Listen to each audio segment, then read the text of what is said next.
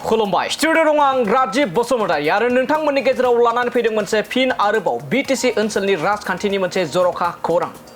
नंगौ थारैनो दिनैनि समाव जोंनि बिटिसि ओनसोलाव मोननै गोख्रों राजखान्थि दोलो दं। बेनिनो जाहैबाय हाग्रामा महिलारि बिथांनि दैदेननाय बिपिएफ राजखान्थि दोलो आरो गुबुन फारसेथिं प्रमोद बर'नि दैदेननाय इउपिपिएल राजखान्थि दोलो। आरो दा समाव एबा दिनैनि समाव बिटिसि ओनसोलाव हाग्रामा महिलारि बिथांनि दैदेननाय बिपिएफ सरकारनि एबा बिपिएफ सरकार सोलिगासिनो दं। आरो बिपिएफनि माखासे मानि दैदेनगिरिफोरा प्रमोद बर'नि दैदेननाय इउपिपिएल राजखान्थि दोलोखौ जोबस्रांसिगोन एबा थानाय नंलिया बेफोरबायदि गोबां अजद होननानै बाथ्रा आरो ससियेल मिडियानि गेजेरजों दान्थे बिदान्थेया सोलिबाय थायो। आरो बेखौ लानानैनो फिन जाथाय होदों मिरु इउपिपिएल लाइमोन गांखंनि सासे नेहाथारि बिथां सानसुला ब्रह्म बिथाङा फोरमायदों जे जेराव बिपिएफनि माखासे लाइमोनफ्रा आरो दैदेनगिरिफ्रा फोरमायदों जे इउपिपिएलआ थानाय नङा जोबस्रांसिगोन। नाथाय बेनि सायाव फिन जाथाय होदों जे इउपिपिएल राजखान्थि दोलोआ माब्लाबाबो इउपिपिएल राजखान्थि दोलोआ जोबस्राङाखै आरो इयुनावबो जोबस्रांनाय नङा।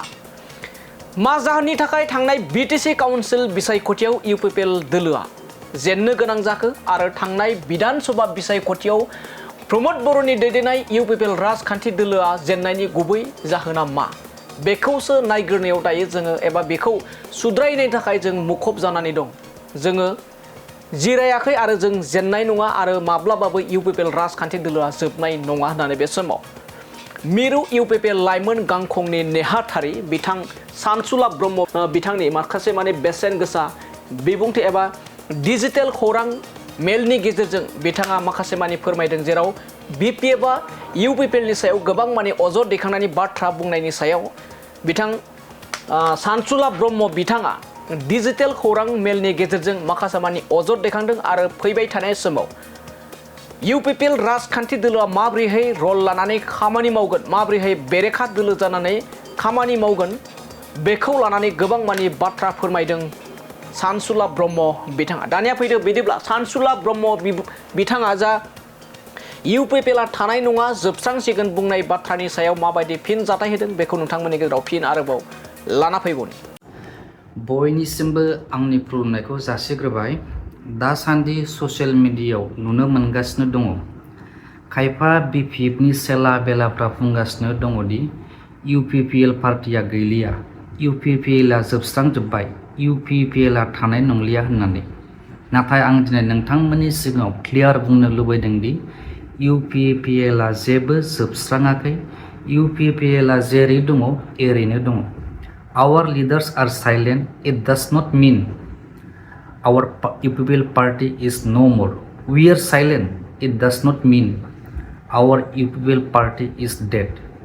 Our leaders are silent only because they don't want to create unnecessary drama. We are silent only because we have accepted the public mandate.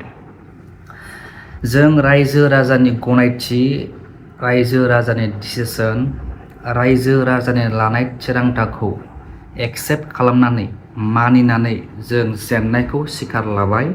नाथाय बे जेननाया जोंनि इउपिपिएल पार्टिया जोबस्राङाखै। बे जेननायजों जों रासिन गोहोगोरासो जानानै दङ। इउपिपिएलआ मालाबाबो जोबस्राङा आरो इयुनावबो जोबस्रांनाय नङा। बे जेननायनि खारन बा जों मानि थाखाय जेनखो, जोंहा मायाव मिस्टेक जाखो, जोंनि उइकनेस, जोंनि गोरोन्थिफोरखौ जों दा नायबिजिरनोसो समाय मोनबाय। जों जोंनि उइकनेस, जोंनि मिस्टेक, जोंनि गोरोन्थिनि सायाव सार्भे खालामनानै बेखौ फोसाबस्रांनायनि बा बेखौ प्रेक्टिस खालामनायनिसो जों दा मोनसे गेप पिरियड समाय मोनबाय। सिगाङाव बुंदोंमोन दिल्लीयाव केजरीवाल एबा आम आदमि पार्टिखौ फेजेननो हाया होननानै, नाथाय दिनै बिथांमोनाबो जेनबाय। बेंगलाव बुंदोंमोन ममता एबा टिएमसिखौ माब्लाबाबो फेजेननो हाया होननानै, नाथाय दिनै बिथांमोनाबो जेनबाय। अब्ला बिटिसिआव बिपिएफखौ फेजेननो हायैनि जेबो खारन गैया। बिसोर अलरेडि जोंजों खनसे एमसिएलए आरो एमएलए इलेक्सनावबो जेनबोखाबाय आरो इयुनावबो बिसोर जेनफिनगोन। आं सासे सेन्ट्रेल इउथ कमिटि UPPL नि जानानै जोंनि गासै district committee block committee primary कमिटिनि मावथि लोगो नोंथांमोनखौ खावलायगोन नोंथांमोना गोसोखौ लोरबां खालामनो नाङा हरनि खोमसिया मालाबाबो खोमसियैनो थाबाय थाया हरनि उनाव सोराङा फैफिनखायो समा बेनो बे थाबाय थाया समनि सोलायनाया जाफिनखायो जों फैफिनगोन we will back with more strength with more power and with more stronger Jay Hind Jay UPPL